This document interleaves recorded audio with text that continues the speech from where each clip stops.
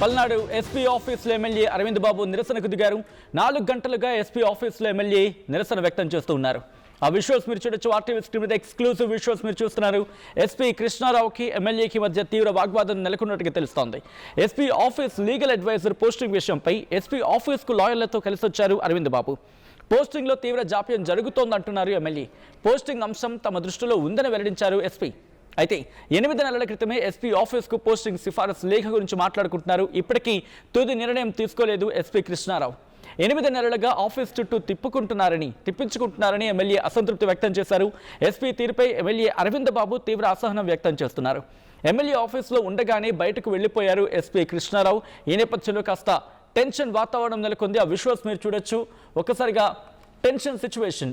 SP ఆఫీస్లోని 4 గంటలుగా MLA ఉన్నారు. అక్కడ నిరసన వ్యక్తం చేస్తున్నట్టుగా తెలుస్తోంది. దానికి సంబంధించిన బిగ్ బ్రేకింగ్ న్యూస్ చూస్తున్నారు. పల్నాడు ఎస్పీ ఆఫీస్లో ఎమ్మెల్యే అరవింద్ బాబు నిరసన వ్యక్తం చేశారు. 4 గంటలుగా ఎస్పీ ఆఫీస్లో ఎమ్మెల్యే నిరసనకు దిగడం ఆందోళన కలిగిస్తున్న అంశం అంటూ ఆయన కార్యకర్తలు మాట్లాడుకుంటున్న క్రమం.